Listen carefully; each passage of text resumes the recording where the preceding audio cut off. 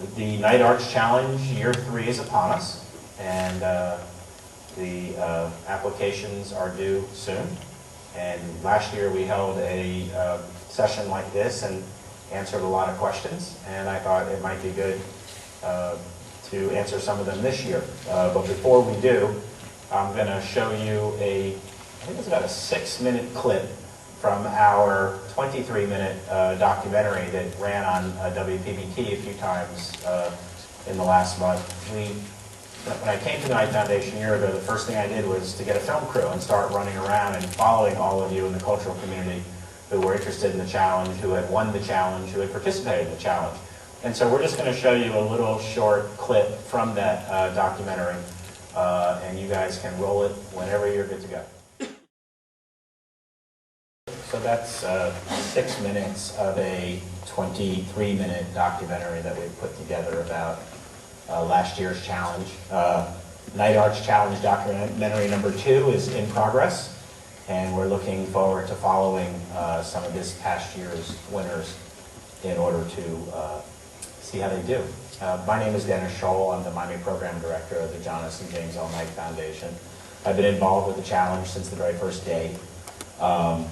I was the volunteer chair of the Readers Group 2 years ago, and I'm joined today by Stuart Kennedy, my colleague at the Knight Foundation. Anybody that's worked on the challenge knows Stuart, because I stand up here and do the talking, but Stuart does all the work.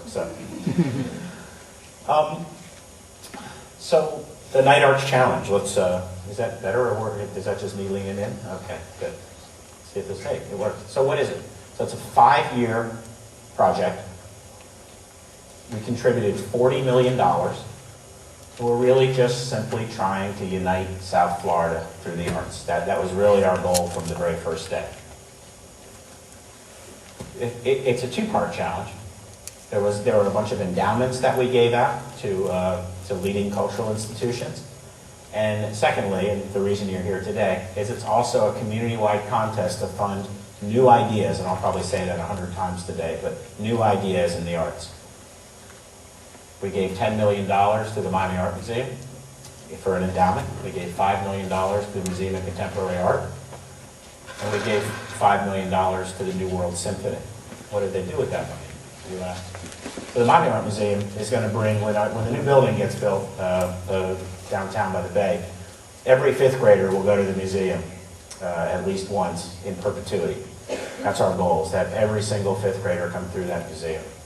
At MoCA, Bonnie Clearwater, we basically wanted her to be able to show the edgiest, craziest art that she could, which she's always done anyway. But we didn't want her to be thinking about having to please sponsors. And so the $5 million endowment there is to allow Bonnie to do edgy, crazy stuff. And this Thursday, I know she opens Seal Foyer and Corey Archangel, and both of those artists are amazing, so I would encourage you to go out there and see that. The New World Symphony wanted to take classical music but put it together with multimedia presentations. I don't know how many people have seen the Frank Gehry building going up on the beach, but on the east side there's a wall, and they're able to project 105 by 95 foot images there.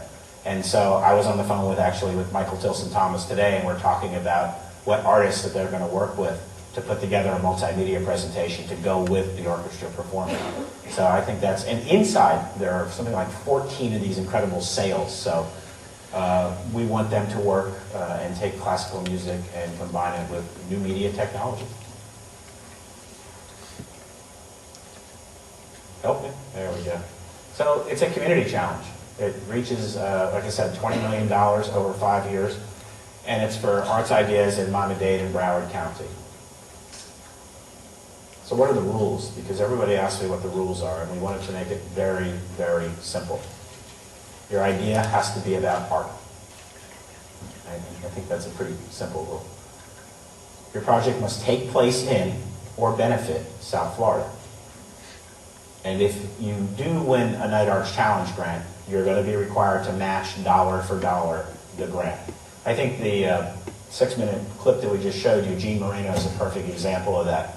Just a guy, just an artist, didn't have a 501c3, didn't have anything. And yet when he reached out to his friends, and said, I've got this Night Arts Challenge grant, I've got to raise money. Everybody stepped up. He continues to make multiples. I think he's on his 4th or 5th book now. So we now have an artist book publishing company in South Florida that we didn't have before because of Gene Moreno. Applying is very simple. Go to nightarts.org, and I'm guessing that many of you might have already done that. Tell us the title of your idea and describe it in 150 words. It's not really exactly 150 words. It's 1,000 character strokes. So if your words are long, you could get cut off. So I'm not asking you to count character strokes. I'm just letting you know that if you average 7 letters a word, you're not going to get the last 50 character strokes in. People call me up crying, going, I don't understand. So it's 1,000 character strokes, but that's just too much torture for anybody. Who can apply?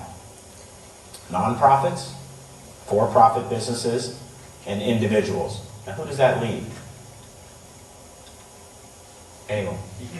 Okay. Anyone can apply. I've had parents call me and tell me their kids want to apply. I've had people call me and, we haven't had anybody ask about pets so far, but short of pets, anyone can apply. I think this is probably the most frequently asked question. Can governmental entities apply? Can for-profit businesses apply? Last year, one of our winners was Bank Atlantic and their foundation, and they're certainly a for-profit entity. Michael, thanks for coming. Michael's our host tonight, so thank you. We love this place. Michael Spring is the head of the nation's best Department of Cultural Affairs. And I think he gives away more money than I do. So, but this place is amazing, by the way. Really beautiful. I hope that everybody here, I think, is seeing it, some of them for the first time. So it's incredible. So let me say this again. Anyone can apply. It doesn't... Stuart and I were talking today, trying to think of who we haven't seen yet. I think the only thing we haven't seen so far are, as far as winners, are collaboratives. In other words, 3 people getting together and applying. But I think we did put a couple people together in the first year. So we've seen every combination. We've seen for-profit businesses, nonprofits that have their 501c3. We've seen individuals that don't have their 501c3. You don't have to be a nonprofit to win. You can apply, and we will find a way for you to get the money. We normally go through something called a fiscal agent. We use the Dade Community Foundation. It's a little bit more complicated, but it doesn't matter. You can still win as an individual. Why? Why do we do this? The best applications will raise our artistic standards, and let's face it, we are having an incredible moment for culture in this community right now. Economy notwithstanding, this has been an incredible, incredible time. We have a new performing arts center. We have one of the best visual arts scenes in America. We have one of the best ballets in the world.